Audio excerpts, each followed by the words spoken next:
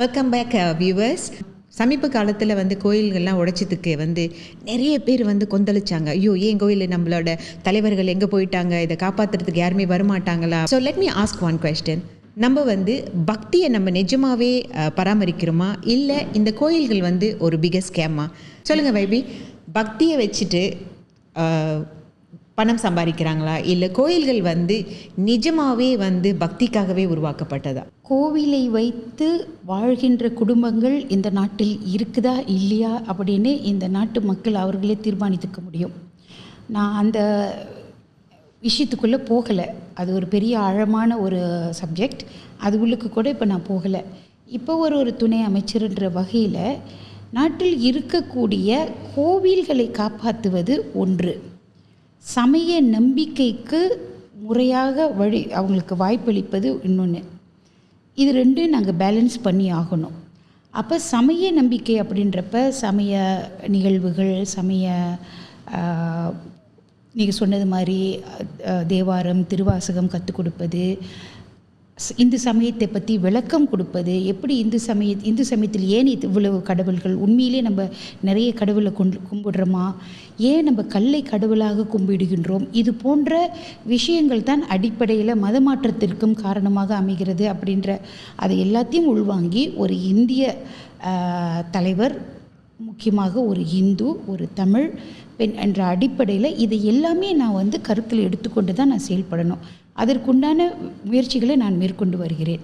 உதாரணத்துக்கு நீங்கள் பார்த்தீங்கன்னா, இது கொஞ்சம் நம்ம மனம் விட்டு பேசணும். மக்கள்கள் இதை கண்டிப்பாக எப்படி மக்கள் ஒளிவு மறைவு இல்லாமல் தலைவர்களை தயவு தாட்சியம் இல்லாமல் தலைவர்கள் மீது எல்லா குற்றச்சாட்டையும் சுமத்துகிறார்களோ, அதே மாதிரி நான் இன்னைக்கு சமுதாயத்துக்கிட்ட நான் கேட்குறேன், தைப்பூசத்தில் போய் நின்று பாருங்கள். அங்கே அந்த இளைஞர்கள் அவர்கள் ஆடுகின்ற நடனம் அது காவடிக்கான நடனமா, இல்லை சினிமா படத்தை பார்த்துட்டு அவங்க அங்கே தெருவில் நின்று ஆடுறாங்களா? ஆமாம். ஏன்னா பார்க்க போனீங்கன்னா தைப்பூசம் இப்போ ஒரு கான்சர்ட் லெவலில் இருக்குது. ஆமாம், ஒரு 3 நாள் கண்டினியூவஸ் கான்சர்ட். அதை யார் பார்க்குறா? வெளிநாட்டிலிருந்து வரக்கூடிய சுற்றுப்பயணிகள் பார்க்குறாங்க. இந்த நாட்டில் இருக்கக்கூட மற்ற இனத்தவர்கள் அதை பார்க்குறாங்க. அதை சரி செய்ய வேண்டிய பணி ஒரு அரசாங்கத்துக்கிட்ட இருக்கா, இல்லை சமுதாயத்துக்கிட்ட இருக்கா, அல்லது இந்த நாட்டில் இருக்கக்கூடிய 2000 கோயில்கள் கையில் இருக்கா? அதனால தான் நான் இரண்டையும் பிரித்து சொல்கிறேன். ஒன்று, கோயிலை நம்ம பராமரிக்கணும். ஆனால் கோயில் எதற்காக இருக்குனாக்க இந்த நம்மளுடைய சமய பண்பாட்டு கலாச்சாரத்தை பாதுகாக்கிறதுக்காக இருக்குது. அப்போ நம்ம சரி இது எனக்கு ஒரு எப்பயுமே, அதுவும் முக்கியமாக பினாங்கிலிருந்து நீங்கள் வந்திருக்கிறீங்கனாக்கா அந்த தைப்பூசம் பார்த்து தான் நாங்களே ஒரு சமயங்கிறது வளர்ந்து வர்றதே அதுதான். அப்போ நான் கடந்த ஆண்டு திட்டமிட்டு கடந்த ஆண்டு முதல் ஆரம்பித்து இந்த ஆண்டு வரைக்கும் நாங்கள் காவடி முறையாக எடுப்பது. ஏன்னா அதுதான் ஒரு மிகப்பெரிய சமய விழா இந்த நாட்டில். ஆனால் அதிலிருந்து ஒழுக்கம் வரும், அதிலிருந்து ஒரு நல்ல பண்பு வரும் அப்படின்ற அடிப்படையில் முறையாக காவடிக்கு விரதம் இருப்பது எப்படி? ஏன்னா நீங்கள் பாருங்கள், இஸ்லாமிய மதத்தில் அவங்க 30 நாள் நோன்பு எடுப்பதற்குண்டான அனைத்து வழிமுறைகள், அவங்க நோன்பு மட்டும் எடுக்கலை, அதை எப்படிங்கிறத அதை முறைப்படி அதை கடைப்பிடிக்கிறார்கள்.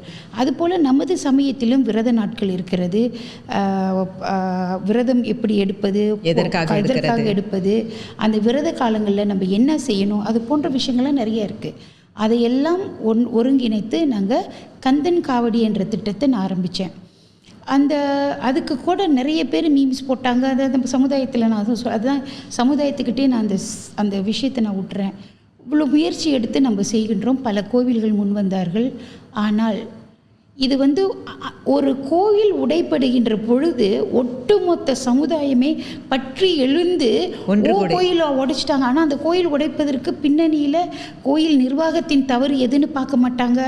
கோயில் இந்த பிரச்சனையை எப்போ இருந்து ஆரம்பித்தது, எந்த காலகட்டத்தில் ஆரம்பித்தது, எதற்காக ஆரம்பித்தது, ஏன் இந்த கோயிலுக்கு இந்த நிலைமை, இதெல்லாம் ஆராய மாட்டாங்க. இன்னைக்கு வந்துருச்சா, தலைவர்கள் என்ன பண்ணுறாங்க, கோயிலை உடைச்சிட்டாங்க. ஓகே, இதுக்கு ஒரு கோயிலுக்கு பொங்கி எழக்கூடிய இந்த சமூகம் இன்று ஒரு காவடி இப்படி தான் எடுக்கணும், ஒரு சமய உருமாற்றத்திற்கு ஏன் நீங்கள் பொங்கி எழ மாட்டீங்க? ஓகே, இது எல்லாருமே இதை எடுத்து இனிமேல் கோயில்களில், இனிமேல் தைப்பூசத்தில் காவடி என்பது இப்படி தான் இருக்கணும். நீங்கள் வெறும் ஜீன்ஸ் போட்டுக்கிட்டு முட்டிக்கால் வரைக்கும் ஜீன்ஸ் போட்டுக்கிட்டு கோயில் பந்தலுக்கு முன்னால் சினிமா போட்டுட்டு கையில் பீர் போத்தல் வச்சுட்டு ஆடுறது கூடாது என்று சமுதாயம் பொங்கி எழ வேண்டும். ஆமாம், அங்கே தான் சமயம் இருக்கிறது. வெறும் ஒரு கோயில் உடைப்படுவதில் சமயம் அடங்கி விடவில்லை. இது என்னுடைய தனிப்பட்ட கருத்து. இது எனக்கு சமுதாயத்தின் மேல் இருக்கக்கூடிய மிகப்பெரிய ஆதங்கம். இரண்டாவது, இப்போ கோயிலுக்கு வரும். இது சமயத்தை பாதுகாக்க வேண்டியது பொறுப்பு கோயில்களுக்கு இருக்குது. கோவில்களே இதை செய்யலைங்கிறது தான் எனக்கு கோயில்கள் மேலே உள்ள எனக்கு ஒரு கோபம்.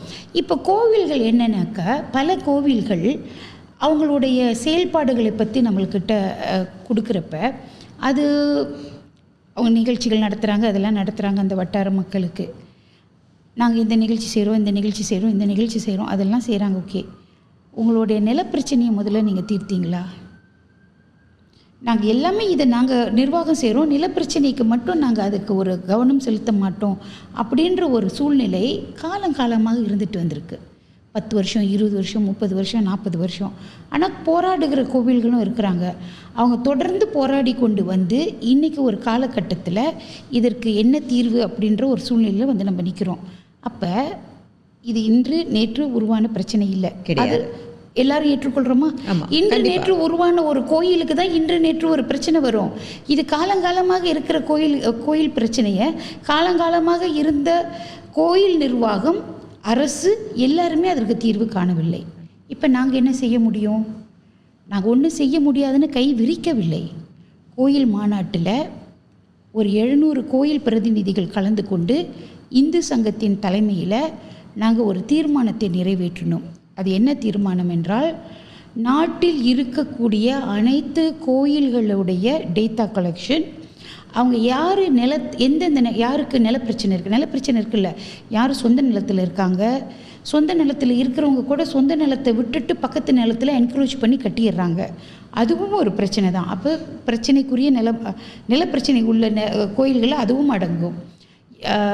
அரசாங்க நிலத்தில் இருக்கிறாங்க, மாநில அரசு கவர்மெண்ட் ஏஜென்சி நிலம், இப்படி எவ்வளோ கோவில்கள் பிரச்சனைக்குரியதாக இருக்கிறது அப்படின்றத அடையாளம் கண்டு ஒரு தேசிய அளவில் ஒரு தகவல் சேகரிப்பு, அதை முதல் கட்டமாக முடிச்சுட்டு ஒவ்வொரு மாநிலத்திற்கும் பொறுப்பானவர்கள், இப்போ நீங்கள் எடுத்துக்கிட்டிங்கனாக்க பேராக்கில் மாண்புமிகு ஆட்சிக்குழு உறுப்பினர் சிவனேசன் அது கோயில் பிரச்சனைகளை மிகவும் கவனமாக அவர் அதை கையாண்டு வருகிறார். அதுபோலவே பினாங்கு மாநிலம் டத்துஸ்ரீ ராஜு கூட, சுந்தரராஜு கூட இது விஷயமாக நிறைய சிரத்தை எடுத்து செய்கிறாங்க. அப்போ அந்தந்த மாநிலங்களுக்கு உள்ள நிலப்பிரச்சனைக்கு உள்ள கோயில்களை அந்தந்த மாநில ஆட்சிக்குழு உறுப்பினர்கள், நாடாளுமன்ற உறுப்பினர்கள் அவர்களையெல்லாம் வைத்து பேசி அதற்கு தீர்வு காண முடியுமா இல்லையா என்பதை இப்பொழுதே நாம் முடிவு செய்ய வேண்டும்.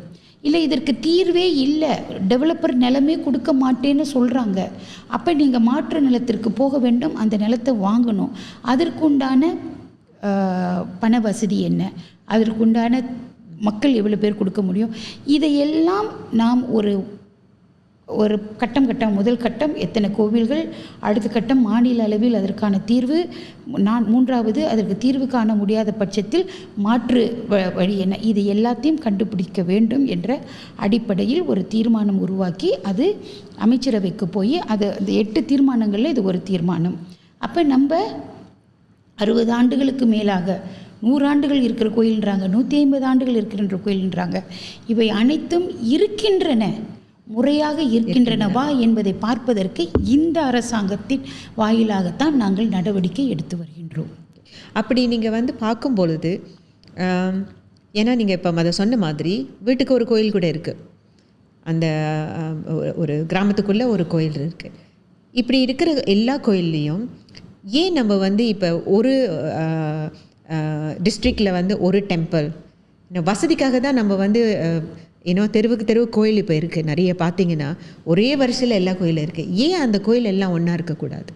ஏன் மக்கள் எல்லாம் ஒரு கோயிலுக்கு ஒன்றா? இப்போ பத்துகீஃப்னு எடுத்துக்கிட்டிங்கன்னா அங்கே முருகன் இருக்கிறாரு, அப்புறம் கீழே விநாயகர் இருக்கார், பெருமாள் இருக்கார், ஆஞ்சநேயர் இருக்கார், எல்லாரும் ஒரே இடத்துல இருக்கிறாங்க. ஸோ எல்லாம் போகிறதுக்கு வசதி. ஆனால் ஒவ்வொருத்தரும் ஒவ்வொரு கோயில் தனியாக கட்டும் போது இது ஒரு தனிப்பட்ட மனிதனின் டிசையர், ஆசை. ஏன்னா கோயில் இன்றைக்கு வருமானம் இல்லை, நம்ம முழுமையாக அப்படியும் சொல்லிட முடியாது. ஏன்னாக்கா பத்து கேவ்ஸ் முருகன் கோயில் இருக்கிறது. இன்றைக்கி அந்த பத்துகைஸ் இன்றைக்கி கேவ்ஸ் ஒரு காரணத்துக்காக அரசாங்கம் குகையில் கோயில் இருக்கக்கூடாது, நீங்கள் இன்னொரு இடத்துக்கு மாறுங்கன்னு சொன்னால் ஏற்றுக்கொள்வாங்களா? கண்டிப்பாக ஏற்றுக்கொள்ள. அதே மாதிரி தான் பல தோட்டங்கள் இருந்தது. தோட்டத்தில் அவங்க வளர்ந்து வருகின்ற காலத்தில் எல்லாமே ஒரு கோயில் ஒரு ஒரு ஒரு வழிபாட்டு முறையில் அவங்களுக்கு நம்பிக்கை இருந்திருக்கும். அங்கே இருந்த தெய்வத்தின் மீது நம்பிக்கை ஏற்பட்டிருக்கும். அதை படித்து உயர்நிலைக்கு வந்தவங்க இருப்பாங்க. குடும்பத்தில் ஏதோ ஒரு கஷ்டத்துக்கு வேண்டி நிவர்த்தி செய்தது. இது குடும்ப கோயில் இல்லை, இது ஒரு நம்பிக்கைக்குரிய ஒரு நீண்ட கால கோயில் ஒரு இடத்துல இருந்துச்சுனாக்கா அதை நம்ம அந்த உணர்வை நம்ம மதிக்கணும். அந்த சமய உணர்வு, அந்த பக்தி, அது சமய உணர்வு என்பதை விட பக்தி மார்க்கத்தில் அவங்க போயிருக்காங்க. அந்த பக்தியை நம்ம மதிக்கிறோம். அதை கூட நம்ம தவறு என்று நான் சொல்லவில்லை, அது அவங்களுடைய உரிமை. ஆனால் அதற்கு அந்த கோயில் இருக்கக்கூடிய நிலத்தில் அந்த நிலம் அவர்களுக்கு உரியதாக இருக்கிறதா? அப்படி இல்லை என்றால் அதற்கான தீர்வு என்ன? அதை கோயில் உடைக்கப் போகின்ற நிலை வரைக்கும் கொண்டு செல்லாமல் ஆரம்ப கட்டத்திலே பேச்சுவார்த்தை நடத்தி அந்த பேச்சுவார்த்தையின் வழி எந்த தீர்வும் இல்லை என்ற பிறகும் கூட அந்த கோவில் அங்கே இருக்கிறதுனால தான் உடைப்படுகின்ற சூழ்நிலை உருவாகுது. எப்போ உடைக்க வர்றாங்க? முதல்ல நிலம் உங்களுக்கு இல்லை, நோட்டீஸ் கொடுக்குறாங்க. நோட்டீஸ் கொடுத்துட்டு சில இடங்களில் கோர்ட் ஆர்டர் எடுக்கிறாங்க. சில நேரங்களில் கோயிலே கோர்ட்டுக்கு போகிறாங்க. கோயில் கோர்ட்டுக்கு போன பிறகு அவங்களுக்கு கோர்ட் ரிஜெக்ட் பண்ணுது. அதன் பிறகு அவங்களுக்கு திருப்பியும் நோட்டீஸ் கொடுக்குறாங்க. 14 நாளில் வெளியாயிருங்க. அப்போ இதெல்லாம் கடந்து தான் கோயில் உடைக்கப்படுது. இன்றைக்கி நல்லா இருக்கிற கோயில் நாளைக்கு உடைக்கிறாங்கன்னா நிச்சயமாக அது ஒரு சமயத்திற்கு எதிரான, ஒரு சமய நம்பிக்கைக்கு எதிரான ஒரு செயல். அது நடக்கலை. இப்போ நீங்கள் பார்த்தீங்கன்னாக்கா நான் கேமரன் மலைக்கு சென்றிருந்தேன். அங்கே உள்ளவங்க ஒரு நியாயமான கோரிக்கையை முன்வைத்தாங்க. நாங்கள் இவ்வளோ நாளும் இந்த கோயில் இங்கே இருக்குது, நிலம் கொடுத்து நாங்கள் இங்கே இருக்கிறோம், ஆனால் இது கோயில் நிலம் என்று எங்களுக்கு கெசெட் பண்ணி வாங்கி கொடுங்க அப்படின்னு கேட்டாங்க. அதற்கான முயற்சிகளை நான் மாநில அரசின் மூலமாக மேற்கொண்டு வருகிறேன். அப்போ அது அவங்க முயற்சி எடுக்கிறாங்க. நிர்வாகம் இவ்வளவு காலமும் இருந்துட்டோம், எங்களுக்கு இப்போ கொஞ்சம் அச்சம் வருது, பயம் வருது, எங்களுக்கு இதற்கு நீங்கள் கெசெட் பண்ணி கொடுங்க அப்படின்றாங்க. இதைத்தான் நம்ம ஒவ்வொரு கட்டமாக மாநில அடிப்படையில் நம்ம தீர்வு காண வேண்டும்னு சொல்கிறோம். ஆனால் தீர்வே காணப்பட முடியவில்லை என்றால் இந்த கோயில் வெளியாகி தான் ஆகணும் அப்படின்னா, இல்லை நான் முடியாது, நீங்கள் இந்த இடத்த தான் எங்களுக்கு வாங்கி கொடுக்கணும்னு அப்படி பிடிவாதமாக இருக்கக்கூடியவர்களுக்கு நம்ம என்ன தீர்வு கொடுக்க முடியும்? ஏன்னா இந்த கோயில் இப்போ நீங்கள் சொன்ன மாதிரி there is a lot of process. ஒரு கோயிலை ஓன் பண்ணுறதுக்கு இவ்வளோ ப்ராசஸ் இருக்குது. எதையுமே அவங்க ஃபாலோ பண்ணாத பட்சத்தில் உடைக்கும் போது மட்டும் மக்கள் எல்லாம் ஒன்று கூடுறாங்க. இல்லை, ஃபாலோ பண்ண மாட்டாங்கன்னு இல்லை, ஒவ்வொரு தடவையும் நோட்டீஸ் வரப்போ யாரையாவது அணுகி பார்க்குறாங்க. ஓகே. ஆனால் அவங்க ஏதாவது ஒரு காலகட்டத்தில் நம்மளோட நிலை இதுதான் முடிவு அப்படின்ற அதை நம்ம ஏற்றுக்கொண்டு தான் இப்போ ஒரு அவயம், இப்போ நம்ம ஒரு சீக்கு வருது, ஒரு காலை அகற்றணுன்றாங்க. எல்லா டாக்டரையும் போய் பார்க்குறோம், முடிந்த வரைக்கும் நம்ம முயற்சி பண்ணுறோம். இல்லை முடியாது அப்படின்னு சொன்ன பிறகு இந்த ஒரு காலை அகற்றி தான் ஆகணும் அப்படின்றப்ப அந்த முடிவை நம்ம ஏற்றுக்கொள்ள தான் வேணும். அதற்கு மாற்றாக நம்ம ஒரு ஆர்டிஃபிஷியல் லைக்கோ அதுவும் நம்ம ஏற்பாடு செய்யணும் அப்படிங்கிறத நம்மளோட சிந்தனையாக இருக்கணும். அப்போ எல்லா கோயில்களும் இன்றைக்கி நீங்கள் இடம் மாறி போங்க அப்படின்னு இன்றைக்கும் நேத்தோ சொல்கிறது இல்லை, இது காலங்காலமாக சொல்லியிருக்காங்க. 10 வருஷமாக 15 வருஷமாக நடந்து கொண்டிருக்கிற விஷயம். இப்போ இன்றைக்கி ஒன்று அதுக்கு தீர்வு காணுங்கன்னு சொல்கிறது, அதில் மக்கள் அவரோட ரியாக்ஷன், மக்கள் அதுக்கு அது ரியாக்ட் பண்ணுற பொதுமக்கள், ஒருவேளை பொதுமக்களுக்கு இந்த மாதிரியான விஷயங்கள் தெரியாமல் இருக்கலாமே. அதனால தான் இந்த ப்ராட்காஸ்ட் வாயிலாக நான் தெளிவுபடுத்துறேன். ஏன்னா நம்ம ஒரு பக்தி கோயிலுக்கு போகிறோம், ப்ரே பண்ணுறோம், அங்கே நம்மளால் என்ன முடியுமோ அந்த தர்ச்சனை செஞ்சுட்டு ஒரு பிரார்த்தனையோ ஒரு அபிஷேகமோ ஏதாச்சும் பண்ணிவிட்டு நம்ம வந்துடுறோம், அதோடு நம்ம முடிஞ்சுது. ஆனால் நம்ம போகிற, நீங்கள் சொன்ன மாதிரி நம்ம அந்த கோயில் மேலே வைக்கிற நம்பிக்கை, அங்கே இருக்கிற அந்த அந்த பக்தியினால் அந்த கோயில் அங்கேயே இருக்கணும்னு நம்ம ஆசைப்படுறோம், இல்லைன்னு சொல்ல. ஆனால் அந்த கோயில் நிர்வாகம் இது எல்லாமும் கடந்து அவங்களுக்கு தெரியும் இந்த அவங்களோட பிரச்சனைகள் என்னன்னு அவங்களுக்கு தெரியும். ஆனால் இது பொதுமக்களுக்கு தெரியாது. இல்லையா? ஒரு பிரச்சனையை நான் சொல்கிறேன், அந்த பிரச்சனைகள் எல்லாமே நம்மக்கிட்ட சொல்லாமல் மறைத்து விட்டு நம்மக்கிட்ட நிறைய பேசக்கூடிய நிர்வாகங்கள் இருக்கிறது. ஸோ இப்போ நீங்கள் சொன்ன மாதிரி நீங்கள் அமைச்சில் இருக்கிறீங்க, உங்களுக்கு இந்த விஷயங்கள் தெரியாத பட்சத்தில் சாதாரண பொதுமக்கள், ஒரு டிவோட்டீஸ்க்கு எப்படி இதெல்லாம் தெரியும்? ஆனால் அந்த கோயில் உடைப்புன்னு போது எல்லாருமே வந்துடுறாங்க, ஐயோ இந்த கோயிலை உடைக்கிறாங்க. ஆனால் யாருக்குமே தெரியாது இந்த கோயில் நிஜமாகவே இந்த பிரச்சனையில் இருக்குது, இந்த பிரச்சனை அவங்க தாண்டி தான் இதெல்லாம் பண்ணணும்னு. அப்படி இருக்கிற காலகட்டத்தில் வந்து என்ன நடக்குதுன்னா கோபங்கள் அதிகரிக்குது. அது கோபங்களுக்கு அரசியல் காரணங்களும் இருக்குது. சிலர் அரசியல்வாதிகளும் அதை தூண்டி விடுறாங்க. அதாவது தங்களுடைய இயலாமையை மறைப்பதற்கும், கடந்த கால இயலாமையை மறைப்பதற்கும், அல்லது அந்த பழியை இன்று உள்ள அரசாங்கத்தின் மேல் சுமத்தி விட்டால் மக்களுடைய பார்வை இந்த பக்கம் திரும்பிடும்ன்ற அடிப்படையிலும் செயல்படக்கூடிய சூழ்நிலைகளும் இருக்குது. அதனால் மக்கள் சிந்தித்து பார்க்க வேண்டியது, அது மக்கள் சிந்தித்து செயல்படணும்.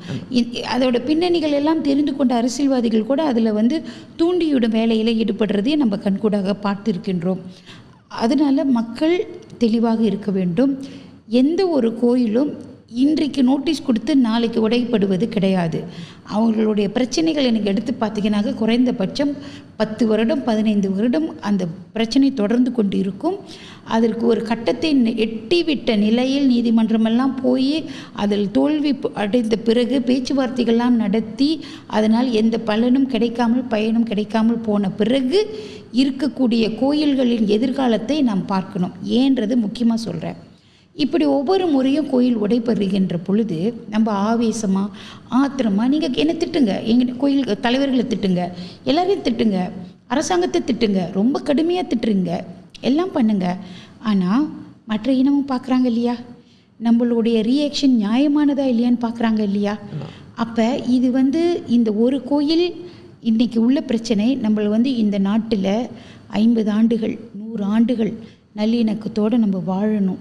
ஆனால் அந்த கோயில் பிரச்சனையின் ரியாக்ஷனாக என்ன சொல்கிறாங்க, வார்த்தைகள்லாம் ஒவ்வொரு அந்த வாட்ஸ்அப் எங்களுக்கு நாங்கள் அமைச்சல் இருக்கிறப்ப மக்கள் பகிர்ந்து கொள்கிற அந்த முறை விதம் எல்லாமே ரொம்ப பயமுறுத்துது, அச்சுறுத்துது. இது இப்படியே வளர்ந்துருச்சுனாக்க நம்மளுடைய சமய நல்லிணக்கம் ரொம்ப மோசமாக போயிடும்ன்ற ஒரு அச்சம் ஏற்படுது. ஆனால் அவங்க என்ன புரிஞ்சுக்கணுன்னாக்க நம்ம சொல்கிற காரணங்கள் எல்லாம் இன்றைக்கி ஒரு அரசியல்வாதிகள்னாலேயோ அல்ல ஒரு தூண்டுதலினாலேயோ அல்லது கோயில் நிர்வாகத்திற்கு ஆதரவாக செயல்பட வேண்டும் என்பதற்காக மக்கள் நீங்கள் ரியாக்ஷன் பண்ணுறப்ப அதை அடுத்த சமூகம் பார்க்கிறது. நாம் நியாயமான கோரிக்கையை முன்வைக்கிறோமா, இவர்களுக்கு இவர்களுடைய கோரிக்கைகள் நியாயமானது என்றால் நியாயமானது என்று ஏற்றுக்கொள்வார்கள். அதிலும் சில பேர் அவங்க அநியாயமாக பேசக்கூடியவங்க இருக்காங்க. ஸோ அதையெல்லாம் சீர்தூக்கி பார்த்து தான் நம்ம இந்த நாட்டில் பல இன மக்கள் வாழ்கின்ற நாட்டில் நம்ம ஒரு நல்லிணக்கத்தின் அடிப்படையில் நம்மளுடைய நிர்வாகத்தை நாம் சரி செய்ய வேண்டும், கோயில் நிர்வாகத்தை சரி செய்ய வேண்டும். இன்னொன்று நம்மளோட ஃபாலோவர்ஸ்க்கு நான் தெளிவு படுத்தணும்னு நினைக்கிறேன். இந்த கோயில்களோட கணக்கு வழக்கு இது அரசாங்கத்திடம் காட்டப்படுகிறதா, இல்லை அவங்க ஒரு தனி நிர்வாகமாக இருக்கிறாங்களா? நீங்கள் கோவில் கணக்கு கேட்டு ஒரு செய்தி போட்டாலே நீதிமன்றத்துக்கு வழக்கறிஞர்கள் நோட்டீஸ் அனுப்புகிற கோவில்கள் தான் அதிகமாக இருக்குது. ஓகே. ஆனால் பிரச்சனைன்னு வரும்போது அவங்க அரசாங்கத்துக்கிட்ட தானே வராங்க. பிரச்சனைன்னு வந்துட்டாக்க நாட்டு மக்களுக்கு கூப்பிடுவாங்க. கணக்குன்னு கேட்குறப்ப இது கோயில் நிர்வாகத்திற்கு உட்பட்டது, இதை நாங்கள் மற்றவங்கள்ட்ட பகிர்ந்து கொள்ள வேண்டிய அவசியம் இல்லை அப்படின்னு சொல்லுவாங்க. அப்போ தான் அது பொதுமக்களுக்கான கோவிலா அல்லது தனியார் கோவிலா அப்படின்னு நம்ம சிந்திக்கணும். ஏன்னா அந்த கேள்வி தான் எனக்கு தோணுது. இப்போ கணக்கு வழக்கு அவங்க காட்டுறதுக்கு தேவையில்லை என்றால் அது அவங்களோட பொது இன்கம், ஒரு தனியாரோட இன்கம் தான் அது சொல்ல முடியும். இது ஏன்னா அந்த வருமானம் அவர்களோடது. ஓகே. அப்போ நம்ம பக்தர்கள் நம்ம இன்னொரு தனி மனிதனுக்காக இந்த வருமானத்தை சேகரித்து கொடுக்குறோம். ஏன்னா அதனால தான் கேட்டேன், பக்தியா ஸ்கேமா. ஸோ அந்த ஆதங்கம் பொதுமக்கள் மனதில் நிறைய ஆழமாகவே இருக்கிறது. நாம் கொடுக்கின்ற கோவிலுக்கு கொடுக்கின்ற காசு, ஒவ்வொரு காசும் அந்த யாருக்கு போய் சேர்க்கிறது, அந்த கோயில் நிர்வாகத்திற்கும் கோயில் வழிபாட்டிற்கும் சமய வளர்ச்சிக்கும் மட்டுமே போகிறதா, அல்லது ஒரு சில குடும்பங்களின் நடத்துவதற்கான செலவினத்திற்கு பயன்படுகிறதா என்பது எல்லாமே மக்களுக்கு இருக்கக்கூடிய ஆதங்கம்.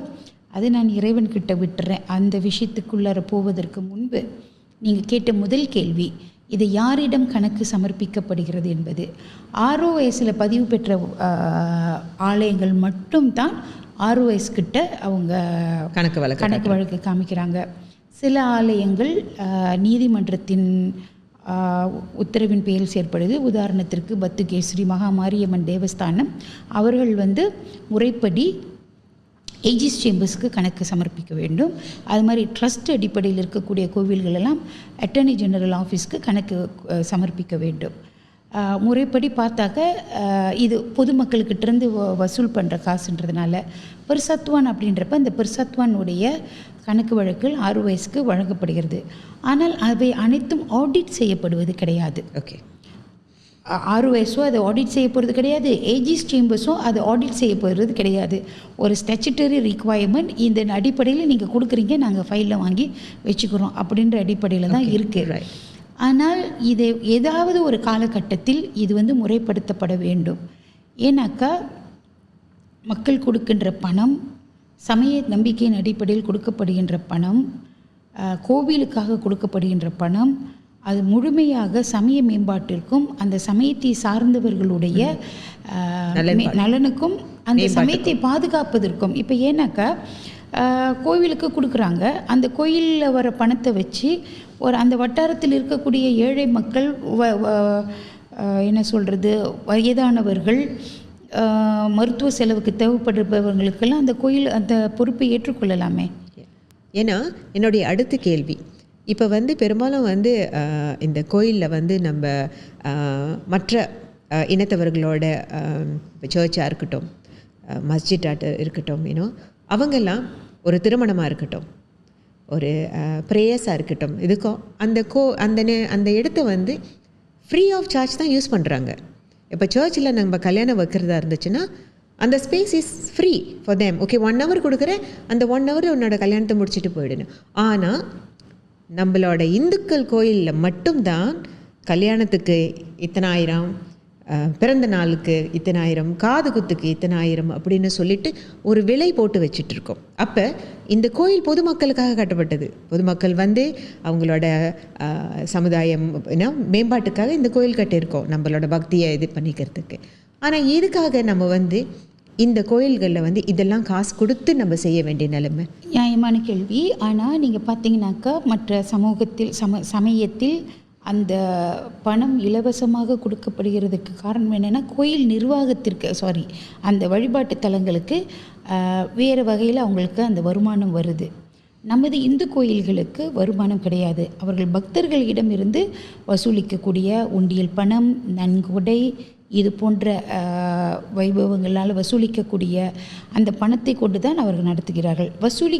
வசூலிப்பதும் சரிதான், அதற்கு நியாயமான ஒரு கட்டணம் விதித்து அவங்க வசூலிக்கிறது ஓகே. பிறந்தநாள் ஆலயத்தில் கொண்டாடுறது சிறப்பு, இது போன்ற நிகழ்வுகள் ஆலயத்தில் நடைபெறுவது சிறப்பு, அதற்கு உண்டான ஒரு நியாயமான கட்டணத்தை பெற வேண்டும். ஆனால் பெறப்படுகின்ற கட்டணம், வசூலிக்கப்படுகின்ற காசு எல்லாமே முறையாக நிர்வகிக்கப்படுகிறதா அப்படிங்கிறது தான் கேள்வி. கோவில்கள் இது போன்ற கட்டணம் வசூலிப்பதற்கு காரணம் என்னென்னா, மற்ற சமயத்தில் அவர்களுக்கான கோயில் வழிபாட்டு தலங்கள் நிர்மாணிப்பதற்கு ஒரு வருமானம் இருக்குது, கோவில்களுக்கு அந்த வருமானம் இல்லை. ஸோ ஆகவே அவர்கள் கட்டணம் வசூலிப்பது ஒரு நியாயமான கட்டணம் வசூலித்தால்தான் கோயிலை நிர்வகிக்க முடியும், அது ஏற்புடையது தான். ஆனால் நம்மளுடைய கேள்வி என்னென்னா, அந்த வசூலிக்கப்படுகின்ற கட்டணங்கள் கோயிலில் நன்கொடையாகவோ உண்டியலிலோ அல்லது இது மாதிரி கட்டணமாக வசூலிக்கப்படுவதற்கு எல்லாமே முறையாக கணக்கு காண்பிக்கப்படுகிறதா என்பது தான் கேள்வி. அப்படி கணக்கு காண்பிக்கப்படவில்லை என்ற குற்றச்சாட்டின் அடிப்படையில் தான் 167 கோவில்கள், அதையும் தாண்டி இப்போ எண்ணிக்கை போயிருக்கோன்னு நினைக்கிறேன், சுமார் 170 கோயில்கள் பிரச்சனையின் அடிப்படையில் இன்சால்வன்சியில் இருக்குது. அப்போ நம்ம இதுக்கு தீர்வு என்னவாக இருக்க வேண்டும்? அனைத்து கோவில்களும் அவர்களுக்கு கொடுக்கின்ற கணக்கு ஆடிட் செய்யப்பட வேண்டும். அது அரசாங்கம் ஆடிட் செய்யணும், இல்லைனாக்க இந்த கோவில்களே ஆடிட் நிறுவனத்தை நியமித்து ஆடிட் செய்ய வேண்டும் என்ற ஒரு சூழ்நிலை வருகின்ற பொழுது, அது கூட பல எல்லா வகையத்திலையும் எல்லாவிலும் கெட்டிக்காரர்கள் இருக்கிறாங்களா? இல்லை, கெட்டிக்காரர்கள் இருக்காங்க. ஆடிட் செய்யணுன்னாக்கா அதையும் ஒரு அளவுக்கு ஒரு மாதிரியாக ஆடிட் பண்ணி கொடுக்கக்கூடியவர்களும் இருக்கிறார்கள். அதையும் நான் நிறைய பார்த்துருக்கிறேன். அதனால் அந்த நிர்வாக சீரமைப்பு செய்வதற்கான காலம் வந்துவிட்டது என்று நினைக்கிறேன். என்றால் இது 170 ஆலயங்கள் இருப்பது ரொம்ப அதிர்ச்சிக்குரிய விஷயம். ஏன்னா 1-2 ஆலயம் இல்லை, 170 ஆலயத்துக்கு வந்து இவ்வளோ ஒரு பிரச்சனை இருக்கும்போது அந்த பெரிய இப்போ கம்ஃபர்டபுளாக இருக்கிற ஆலயங்கள் வந்து ரொம்ப கேர்ஃபுல்லாக இருக்கணும். லைக் ஐ சே, முன்னெல்லாம் நம்ம பார்ப்போம் அன்னதானம் எல்லாம் போடுவாங்க டெம்பிள்ஸில். அன்னதானம், you know, Thevaram classes, Bharatanatyam classes, சமய யூனோ கிளாஸஸ் எல்லாம் நிறைய நடக்கும். ஆனால் இப்போ லைக் நடக்கிற கோயில்கள் இருக்கின்றன, இல்லைன்னு நான் சொல்லலை. ஆனால் முக்கியமான கோயில்கள், இந்த சிட்டியில் இருக்கிற கோயில்களில் அதெல்லாம் நடக்குதா யூனோ? ஏன்னா அந்த சிட்டியில் உள்ள பிள்ளைங்களுக்கு வந்து இப்போ நம்ம ஜென்ஸீஸ், ஆல்ஃபாஸ், இவங்களுக்கெல்லாம் வந்து தெய்வ பக்தி இருக்குதா இல்லையான்னு ஒரு கேள்விக்குறி தான். ஏன்னா அவங்களாம் கோயிலுக்கு போகிறாங்களா இல்லையா? ஏன்னா வீட்டில் இருந்து ரூம்லேருந்து வெளியில் வரமாட்டுறாங்க. ஏன்னா ஹாலில், அவங்க ரூம்லேருந்து ஹாலுக்கு வரத்துக்கே அவங்களுக்கு கஷ்டமாக இருக்குது. இவங்களெல்லாம் எப்படி நம்ம வந்து கோயிலுக்கு கொண்டுட்டு வர போகிறோம்? இது வந்து நம்ம கோயிலோட பிரச்சனையாக பார்க்கக்கூடாது, இது பெற்றோர்களின் பிரச்சனை. அதான் அது வந்து நம்மளோட பிரச்சனையை அடுத்தவங்க பொறுப்பாக ஏற்றுக்கொள்ள முடியாது. ஆனால் கோவில்கள் என்ன செய்யலாம்னா, இவர்களை அழைத்து ஒரு ஈர்ப்பு சக்தியை உருவாக்கலாம். அங்கே வந்து விளையாட்டு போட்டி, பேச்சு போட்டி, அது போன்ற ஒரு வசதிகள் இருக்கக்கூடிய இடங்களில் வர்ணம் தீட்டும் போட்டி, இதெல்லாம் நிறைய கோயில்களில் இப்போ நடத்துகிறாங்க. அப்போ நிறைய குழந்தைகள் அங்கே வந்து அங்கே கோயில் வளாகத்தில் இருந்து அதோடு சேர்ந்து சமய நம்பிக்கையும் ஏற்படுத்துவதற்கான முயற்சிகள் மேற்கொள்ளப்பட்டு வருது. அது தனியார் கோயில்கள் செய்கின்ற முயற்சியை நம்ம வரவேற்கணும். ஸோ இந்த 2-3 எபிசோடில் வைபி நம்ம பேசும்போது நீங்கள் நிறைய இனிஷியேட்டிவ் செஞ்சுருக்கீங்க. அதுக்கான வழிமுறைகள் வந்து திட்டங்கள்லாம் நிறைய திட்டிருக்கீங்க. பட் yet why வைபி Saraswati is not on headline? ஏன்னா உங்களோட நியூஸ் வந்து as a இண்டிவிஜுவலாக I feel okay, why I don't read about her? ஏன் எனக்கு வந்து அவங்கள பற்றி பத்திரிக்கையில் வர்றதில்லை, யூனோ, டிவியில் வந்து there is no news about you, ஏன் அந்த மாதிரி வர்றதில்லை? why don't you make it to the headline? ஏன்னாக எனது சேவை செய்வதில் கிடையாது. இப்போ நீங்கள் பார்த்தீங்கன்னாக்கா தலைப்பு செய்திக்காகனாக்கா மக்களை கவரக்கூடிய கவர்ச்சிகரமான அறிவிப்புகள் செய்தால் அது தலைப்பு செய்தியாக வரும். ஆனால் நான் அது மாதிரியான ஒரு சிந்தனையில் நான் செயல்படலை. உதாரணத்திற்கு நான் சற்று முன்பு கூறியது போல், அல்லது இதற்கு முன்பு நான் சொன்னது போல், ஒரு 10 பேருக்கு ஐசி வாங்கி கொடுத்துட்டு அதை படம் பிடிச்சி போனால் நான் வந்து அநேகமாக தலைப்பு செய்தியாக இருக்கலாம். ஆனால் அதை விட அதிகமான பல பேருக்கு, நூற்றுக்கணக்கான பேருக்கு நான் அந்த குடியுரிமை பிரச்சனைக்கு தீர்வு கண்டிருக்கிறேன். இன்னும் தீர்வு காண்பதற்கான முயற்சிகள் மேற்கொண்டு கொண்டிருக்கிறோம். அதே போல் நம்மளோட ஈகாசையோட திட்டங்கள், நான் முன்பே எல்லாம் விளக்கம் சொன்னது போல், இது எல்லாமே வந்து ஒரு ஆழமான செய்தி, ஒரு அவசரமான செய்தி அல்ல, ஒரு மக்கள் கவன ஈர்ப்பு செய்தி கிடையாது. நான் மக்கள் கவன ஈர்ப்பு செய்தியில் என்னோடய நேரத்தை செலவிடாமல் மக்களுக்கான ஒரு அடிப்படை தீர்வுகளை நோக்கி நான் பயணிக்கிறேன். அது ஒரு இன்றைக்கி தலைப்பு செய்தியாக வராமல் இருக்கலாம், ஆனால் அது ஒரு காலத்தில் நினைவு கூறப்படும் என்ற நம்பிக்கை எனக்கு நிறையவே இருக்குது. ஏன்னா மக்களோட வந்து சிந்தனைனா, பொதுமக்கள் இதை வந்து எதை ஒன்று பார்க்குறாங்களோ அதுதான் வந்து இருக்குது, அதுதான் செயல்படுது அப்படின்னுட்டு, ஓ இவங்க பண்ணுறாங்க அப்படின்னுட்டு. அவங்க நம்மளை பார்க்காத பட்சத்தில் நம்ம வந்து ஒரு இந்த பேக் சீனில் தான் இருப்போம். நம்ம செய்வோம், இன்னொருத்தர் பேர் வாங்கிட்டு போயிடுவாங்க. ஸோ அது பார்க்காத பட்சத்தில் அவங்க என்ன நினைக்கிறாங்கன்னா, வைபி சரஸ்வதி ஒன்றும் பண்ணலையே. ஓகே, இப்போ உங்களுக்கு இங்கே பாரதியார் இருக்கிறார். பாரதியாருடைய அந்த எழுச்சி, அவருடைய கவிதை, அந்த வீரம், அது எல்லாமே ஒரு தமிழ் இலக்கிய உலகில் ஒரு புது யுகத்தை உருவாக்கியவர் பாரதியார். ஆமாம். ஆனால் அவரை அறிந்தவர்கள், அவர் இருந்த காலத்தில் அவருடைய இறப்புக்கு கலந்து கொண்டவர்கள் கூட ஒரு 150க்கும் குறைவான பேருங்கிறதான் நம்ம சரித்திரத்தில் படிக்கிறோம். ஆனால் அண்மையில் நாங்கள் ஒரு நிகழ்ச்சி நடத்தினோம். 1630 பாரதியார்கள், அதாவது பள்ளிக்கூட மாணவர்கள் அவருடைய வேடம் தரித்து வந்து மலேசிய சாதனை புத்தகத்தில் அது இடம்பெற்றது. அப்படின்னா இவ்வளவு 100 ஆண்டுகள் கழித்து 120 ஆண்டுகள் அவர் நம்மளை விட்டு பிரிந்த பிறகும் அவருடைய அந்த வீரம், அந்த எழுச்சி, அந்த சமுதாய உணர்வு, அந்த தீப்பந்தம், அந்த தீப்பொறி இன்னும் சுடர்விட்டு எரிந்து கொண்டிருக்கிறது. அப்படி இருக்க நம்ம விருப்பப்படுறோமா? நம்மளோட காலம் கடந்தும் இவர்கள் இந்த பிரச்சனையை தீர்த்தாங்க, இவங்க இந்த பிரச்சனையை தீர்த்தாங்க, இவர்கள் ஒரு முதல் இந்திய பெண்ணாக துணை அமைச்சராக வந்து அவரால் இவ்வளவு சாதனைகள் செய்ய முடிந்தது என்று வருங்காலம் சந்ததியினர் சொல்கிறது முக்கியமா, அல்லது அன்றைக்கு ஒரு வாரத்திலையும் தலைப்பு செய்தியாக வந்துட்டு அந்த பத்திரிகை வந்து அதோட தலைப்பு செய்தியோட நம்மளுடைய சாதனைகள் நம்மளுடைய பயணம் முடிந்து விட போகிறதா? அதுதான் நம்ம சிந்திச்சு பார்க்கணும். நீங்கள் ஏற்கனவே கேட்டீங்க ஒரு சிரமமான முடிவு என்னன்னா, இது ஒரு சிரமமான முடிவில் ஒரு சிந்தித்து நான் எடுத்த முடிவு. எனது இலக்கு வந்து தலைப்பு செய்தி அல்ல, எனது இலக்கு வந்து ஒரு தலைமுறை கடந்தும் எனது சேவைகள் நினைவு கூறப்பட வேண்டும் என்பது. கண்டிப்பாக வைவி, ஏன் நான் இந்த கேள்வியை கேட்டேன்னா, நம்ம வளர்ந்து வர யங் ஜெனரேஷனுக்கு, ஏன்னா நீங்கள் வந்து எங்களுக்குடைய ஒரு represent, especially for women, you are the voice. So உங்கள் வாய்ஸை நாங்கள் கேட்கணுன்னு ஆசைப்படுறோம். ஏன்னா I am represent the women's that I know. அவங்க எல்லாம் கண்டிப்பாக வைவி சரஸ்வதி எங்களுக்காக நீங்கள் அங்கே இருக்கீங்க. உங்கள் voice of course you have to make it to headline. ஏன்னா நீங்கள் அது இல்லாத சமயத்தில் இன்னொரு பெண்ணுக்கு வாய்ப்பு வருமா? எங்கள் கேள்வியை தான். இப்போ நீங்கள் சொன்னீங்க நீங்கள் கண்டிப்பாக சரித்திரத்தில் இடம் பெறுவீங்க, ஆனால் உங்களுக்கு அப்புறம் இன்னொரு பெண்ணுக்கு அந்த வாய்ப்பு கிட்டுமா, வருமா அப்படின்றது என்னை பொறுத்த வரைக்கும் அது உங்களோட பெரிய பொறுப்பு. அது உங்களோட சுமையாக நீங்கள் சுமந்துக்கிட்டு இருப்பீங்கன்னு கண்டிப்பாக எனக்கு தெரியும். ஏன்னா நீங்கள் இன்றைக்கி ஹெட்லைனில் இருந்தால் தான் நாங்கள் நாளைக்கு வர முடியும். தலைப்பு செய்தியில் வரலன்னு சொன்னீங்க, மரம் கொத்தி அதற்கான பொறுப்பை ஏற்றுக்கொண்டு இருக்கிறது. கண்டிப்பாக. ஏன்னா இந்த மாதிரியான நிறைய பெண்கள் ஆண்கள் எல்லாருமே எங்களுக்கு மரக்கொத்திக்கு வந்து எல்லாருமே equal. So we want to bring the best of ஒருத்தருங்க அவங்க பண்ண நல்ல பெஸ்ட் விஷயங்களை நம்ம கண்டிப்பாக கொண்டு வருவோம்.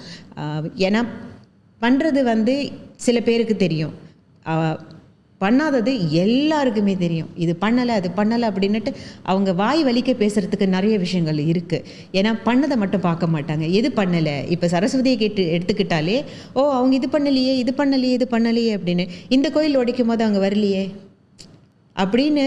அஃப்கோர்ஸ் நானும் வந்து கமெண்ட்ஸ் படிச்சிருக்கேன். ஏன்னா நீங்கள் சொன்ன மாதிரி கோயிலுக்கு உடைக்கிறாங்கன்னு முன்னே போய் நின்றுட்டு படம் எடுத்துகிட்டு வர ஆள் நான் கிடையாது. பின்னாடி நின்று அந்த கோயிலுக்கு உடைக்கிறதுக்கு என்ன காரணம், அதுலேயும் இன்னொன்று சொன்னீங்க, கோயில் உடைக்கப்பட வேண்டியன்னா, ஏன்னா அவங்க பொறுப்பு எடுத்துக்காத பட்சத்தில் உங்கள் அமைச்சு என்ன செய்ய முடியும்? அடுத்த குவெஸ்டன். ஓகே, இது வரைக்கும் நீங்கள் வந்து நினச்சி ஓரளவுக்கு சாதித்த விஷயங்களை பற்றி பேசணும், ரொம்ப சந்தோஷம், கங்க்ராச்சுலேஷன். பட் நீங்கள் ஒன்று நினச்சி அதை செயல்படவே முடியாமல் போன விஷயம் என்ன? அஃப்கோர்ஸ் நீங்கள் வரும்போது நினச்சிருப்பீங்க இது ரொம்ப ஈஸி பண்ணிடலாம் அப்படின்னுட்டு, ஆனால் அது வந்து ஒரு அடி கூட எடுத்து வைக்க முடியாது போன காரியங்கள் இருக்கா? அடி கூட எடுத்து வைக்க முடியலன்னு அப்படி எதுவும் இல்லை. ஆனால் முயற்சி செய்து அதை முழுமைப்படுத்த முடியாமல் போன விஷயம் அப்படின்னாக்கா, நான் தொழில் முனைவோர் மேம்பாட்டு அமைச்சில் இருந்த பொழுது பெண்களுக்கான தொழில் வாய்ப்புகளை உருவாக்க வேண்டும். அதில் முக்கியமாக இந்திய பெண்களுக்கு தொழில் வாய்ப்புகளை இன்னும் அவர்களோட சிறு குறு தொழில் முனைவர்களாக்கி அதிலிருந்து இப்போ கட்டமாக அவர்களை கொண்டு வருவதற்கான வழிமுறைகளை அவர்களுக்கு கொண்டு சேர்க்க வேண்டும் என்ற ஒரு ஆர்வம் இருந்தது. அப்போ எங்கள் அமைச்சின் கீழ் ஒரு ஜவத்தன் குவாச பொம்பங்குனன் உசாவன் வனிதா அப்படின்ற ஒன்று செயல்படாமல் இருந்தது அமைச்சின் கீழ். அப்போ நானே அமைச்சரை அணுகி, இந்த ஜவத்தன் குவாசை நான் அதை தலைமை ஏற்கிறேன், எனக்கு அந்த வாய்ப்பு கொடுங்கன்னு சொல்லி அந்தக்கான டேர்ம்ஸ் ஆஃப் ரெஃபரன்ஸ் ப்ரிப்பேர் பண்ணி அப்புறம் முதல் கூட்டமெல்லாம் நடத்தி அடுத்த கட்டமாக நம்ம ஒரு பெண்களுக்கான தொழில் முனைவோர் கருத்தரங்கம் அமைச்சின் கீழேயே உருவாக்கணும் அப்படின்ற ஒரு ஆர்வம் எனக்கு இருந்தது. அதற்கான செயல் திட்டங்கள் எல்லாமே நடத்தி கொண்டுட்டு வந்தோம். ஆனால் அந்த காலகட்டத்தில் அது முழுமை பெறுவதற்கு முன்பு நான் வந்து இங்கே மாற்றப்பட்டுட்டேன். இப்போ இருக்கக்கூடிய அமைச்சின் கீழ் அமைச்சுக்கு வந்த பிறகு அது என்னுடைய போர்ட்ஃபோலியோ இல்லை. இதற்கு முன்பு கூட நீங்கள் பார்த்தீங்கன்னாக்கா நீங்கள் என்னை நேற்றைய எபிசோடில் அறிமுகப்படுத்திய பொழுது என்னை முதல் பெண் அமைச்சர் அப்படின்னு குறிப்பிட்டீங்க. முதல் இந்திய பெண் அமைச்சர் அப்படின்னு சொன்னீங்க. நான் அதை விட இன்னும் முக்கியமாக நீங்கள் பார்த்தீங்கன்னா was the first chairman of GLC, Indian women chairing GLC. அரசு சார்பு அரசு நிறுவனங்கள் நாட்டிலே ஆயிரக்கணக்காக இருக்குது. ஆனால் இதுவரைக்கும் ஒரு மலேசிய இந்திய பெண் அதற்கு தலைவராக இருந்ததில்லை. நான் பிடிபிக்கு தலைவராக இருந்த பொழுது அந்த நியமனத்தையும் மாண்புமிகு அமைச்சர் குலசேகரன் அப்பொழுது மனிதவள அமைச்சராக இருந்த பொழுது அந்த நியமனம் கொடுத்தார். அப்பொழுது அவர் என்கிட்ட இது எதுக்கு எனக்கு கொடுக்குறீங்க, நான் இதில் என்ன செய்ய முடியும்னாக்கா, உனக்கு சரியான திட்டமிடல் முடியும், இந்திய சமுதாயத்திற்கு நீ என்ன செய்ய முடியுமோ செய்ய அப்படின்னு சொல்லி அதை செய்யுமா அப்படின்னு சொல்லி அவங்க எனக்கு அந்த ஆசை கொடுத்து அதை பொறுப்பு வழங்கினாங்க. ஒரு ஆண்டுகள் மிக அற்புதமாக திட்டமிட்டு university Bangsa and Malaysia UKM அவர்களுடன் இணைந்து Malaysian Indian skill development mission அவர் YB குலசேகரன் அவருடைய தலைமையின் கீழே அதற்கான திட்ட வரைவுகள்லாம் செஞ்சு அதை நாங்கள் அறிவிக்கக்கூடிய காலகட்டத்தில் அரசாங்கம் மாறிவிட்டது. இது இரண்டுக்குமே நான் அதிகமாக நேரம் எடுத்து உண்மையில் அதில் என்னுடைய முழு ஈடுபாட்டையும் காண்பித்து உருவாக்கிய திட்டங்கள் அது இரண்டுமே செயல்படுத்த முடியாமல் போனதில் எனக்கு ஒரு பெரிய வருத்தம் இருக்கிறது. ஓகே, கண்டிப்பாக. ஏன்னா நம்ம டைம் இஸ் ப்ரெஷஸ். ஸோ உங்களோட 2 வருஷம் டைம் அது மீண்டும் எப்படியாவது நீங்கள் வந்து அந்த ஒரு திட்டத்தை வந்து தொடங்கணுன்ட்டு என்னுடைய வாழ்த்துக்கள். இப்போ நீங்கள் வந்து ஒரு நேஷ்னல் யூனிட்டியோட டெபுட்டி. ஓகே, மக்கள் உங்களை வந்து பொதுவாக பார்க்குறாங்களா, இல்லை நீங்கள் வந்து ஒரு தமிழனுக்குடைய தலைவர்னு பார்க்குறாங்களா? இல்லை, அப்படி இல்லை. ஏன்னாக்கா நீங்கள் பார்த்தீங்கன்னாக்கா எல்லா இந்திய அமைச்சர்களும் ஏதாவது ஒரு அமைச்சு சார்ந்து தான் இருப்பாங்க. இப்போ மனிதவள அமைச்சராக இருக்கிறப்ப அவர் மனிதவள அமைச்சர் தான், அவர் இந்தியர்களுக்கான அமைச்சர் இல்லைன்னு சொல்ல முடியாது. அதுபோல் முன்பு சாமிவேலு அவர்கள் டெலிகாம்ஸ் தென்னக நேஷனல் அமைச்சராக கூட இருந்திருக்கிறார். அப்போ அவர் வந்து நீங்கள் அதற்கு தான் அமைச்சர், நீங்கள் இந்திய சமுதாயத்துக்கு அமைச்சர்ன்றது இல்லை. அது வந்து ஒரு அரசாங்கத்தில் நமக்கு கொடுக்கப்பட்டிருக்கிற ஒரு பதவி, ஒரு பொறுப்பு. அந்த பொறுப்பில் இருந்து கொண்டு அந்த அரசு பொறுப்பையும் நாம் செயல்படுத்தி கொண்டு அதே வேளையில் அந்த பதவியின் பயனாக நம்ம இந்தியர்களுக்கு என்ன செய்ய முடியும், இப்போ நான் வந்து இன்றைக்கி ஒரு உதாரணத்திற்கு இன்னொரு துணை அமைச்சர், சுற்றுலாத்துறை துணை அமைச்சர் அவர்கிட்ட வந்து நான் என்னோட ஒரு அப்பாயின்மெண்ட் கேட்டிருக்கிறேன். ஏன்னாக்கா இந்திய சினிமான் அவர்களுக்கெல்லாம் ஒரு முறையான வாய்ப்புகள், இன்னும் அவர்களுக்கு உண்டான வாய்ப்புகள் அதிகரிக்கப்பட வேண்டும். அதை பற்றி பேச்சுவார்த்தை நடத்துவதற்கு அவர்கிட்ட அப்பாயின்மெண்ட் கிடச்சிருந்துச்சு. ஆனால் இன்றைய இந்த நிகழ்ச்சினால் அது கொஞ்சம் தடங்களாகி இன்னொரு தேதிக்கு நம்ம மாற்றிருக்கிறோம்.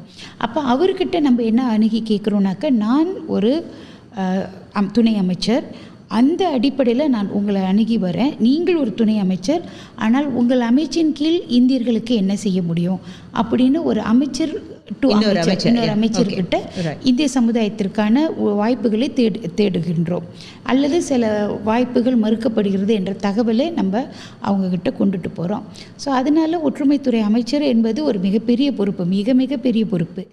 ஏன்னாக்கா நான் எப்பயுமே சொல்லுவேன், இது வந்து எல்லா அமைச்சுக்கும் ஒரு தாய் அமைச்சு அப்படின்னு. ஏன்னாக்கா எங்கெல்லாம் மக்களுக்கு அதிருப்தி ஏற்படுகிறதோ அதோட வெளிப்பாடு இந்த அமைச்சின் கீழே தான் இருக்கும்.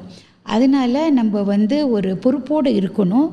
அதே சமயத்தில் நம்ம சமுதாயத்திற்கு உண்டான அனைத்து காரியங்களையும் செயலாற்றுவதற்கு வாய்ப்பு இருக்கிறது. ஆனால் அது சம்பந்தப்பட்ட துறை சார்ந்தவர்களிடம் அணுகி அவர்களிடம் இந்த பிரச்சனையை கொண்டுட்டு போய் தீர்வு காண வேண்டும். உள்துறை அமைச்சரை அணுகி குடியுரிமை பிரச்சனை தீர்வு கண்டது போல, ICU டைரக்டர் ஜெனரல் அணுகி காசி பிரச்சனைக்கு தீர்வு கண்டது போல, மற்றும் கல்வி அமைச்சர், வெல்ஃபேர் அமைச்சர், இப்படி சம்பந்தப்பட்ட அமைச்சர்களை அணுகி அந்தந்த பிரச்சனைகளுக்கு தீர்வு காண்பதற்கு தீர்வு காண வேண்டும் என்பது நம்மளுடைய கடமை, பொறுப்பு. ஒரு ஒரு ஆஃபீஸ் இப்போ நம்ம வேலைக்கு அப்பாயிண்டட் ஆகிறோம், நமக்கு ஒரு ரெஸ்ட்ரிக்ஷன் கண்டிப்பாக இருக்கும் இல்லையா? நீங்கள் இதை தான் பண்ண முடியும், நீங்கள் மேனேஜராக உங்களுக்கு இவ்வளோ தான் உங்களோட அத்தாரிட்டி அப்படின்ட்டு ஒரு இது இருக்குது இல்லையா? அதே மாதிரி உங்கள் சீட்டுக்கு உங்களுக்கு கண்டிப்பாக ரெஸ்ட்ரிக்ஷன் இருக்கும். நீங்கள் என்ன பண்ணலாம், என்ன பண்ணக்கூடாது அப்படின்ற ஒரு சிச்சுவேஷன் உங்களுக்கு கண்டிப்பாக இருக்கும் உங்களோட போஸ்டிங்கில் இருக்குது. அந்த மாதிரியான அந்த சிச்சுவேஷன் எந்த அளவுக்கு உங்களை தடுக்கிறது, உங்களோட கம்யூனிட்டிக்கு உங்களோட சர்வீஸ் போக முடியாமல்? தடுக்கிறது என்பது நம்ம அப்படி சொல்ல முடியாது. ஒரு அமைச்சை பொறுத்த வரைக்கும் ஒரு பாலிசி டிசிஷன், அதாவது கொள்கை அளவில் ஒரு முடிவு எடுக்கக்கூடிய அதிகாரம் அமைச்சருக்கு தான் இருக்குது.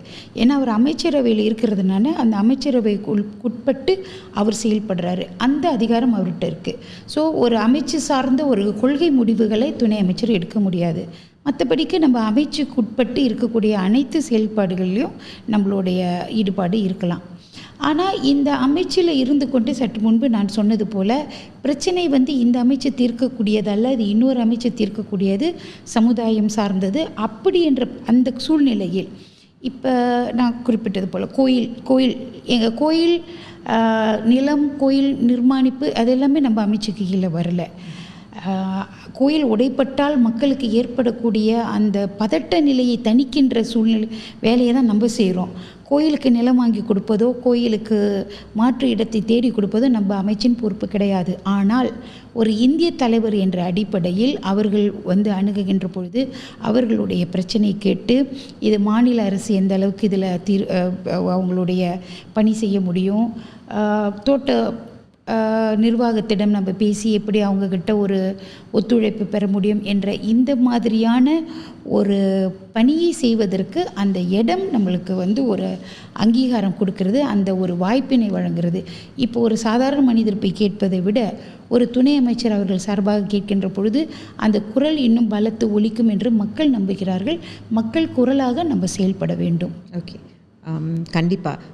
இப்போ உங்களோட பொசிஷனில் நீங்கள் எடுத்த ஒரு டஃபஸ்ட் டிசிஷன், நம்ம சமுதாயத்தை சார்ந்தப்பட்ட ஒரு decision is toughest that you have to make, or what are the compromise you have done?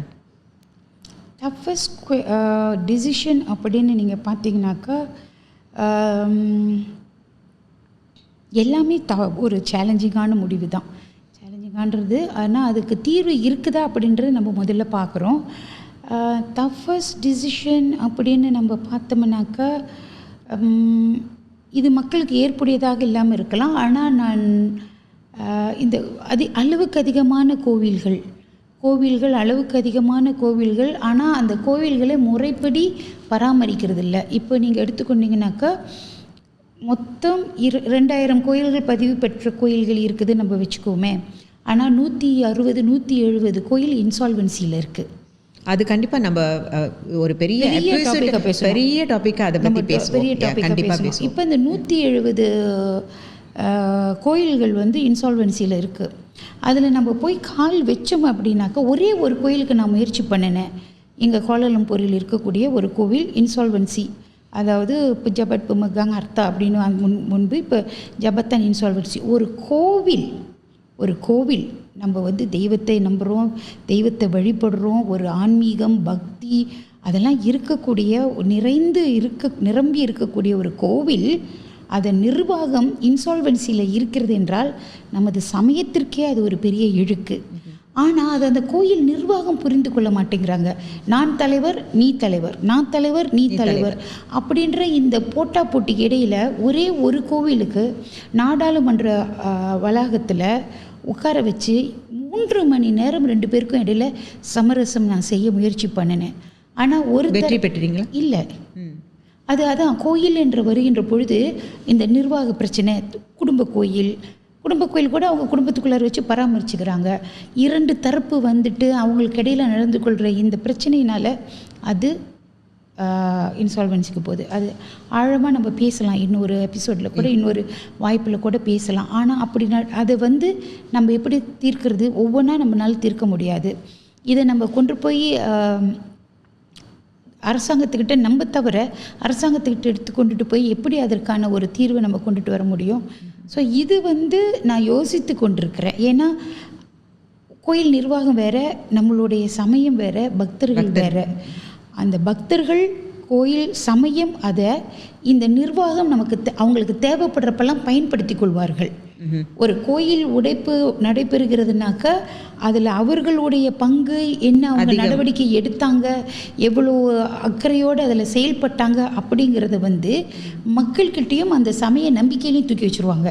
இந்த கோயிலை உடைக்க போகிறாங்க, நீங்கள் வாங்க அப்படின்ற ஒரு பதட்டத்தை ஏற்படுத்தி ஒரு செய்தி அதை மக்கள் அது உண்மையை ஆராயாம அதை அப்படியே பரவ விட்டுட்ட பிறகு அது சமுதாய நல்லிணக்கத்தை பாதிப்படுகிறது. இப்போ நம்மளோட அமைச்சர் நீங்கள் எடுத்துக்கிட்டிங்கனாக்கா இன்றைய பிரச்சனையை தீர்ப்பது எங்களோட அமைச்சின் வேலையே கிடையாது.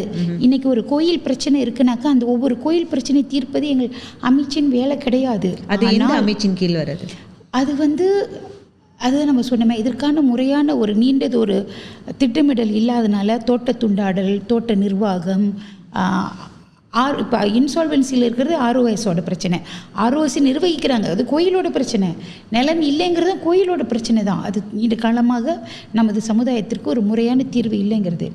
இப்போ நான் என்ன சொல்கிறேன்னாக்கா, இப்போ இந்த பிரச்சனைக்கு நம்ம இது எனக்கு ஒரு வருத்தத்துக்குரிய ஒரு செயல், ஒரு விஷயம்.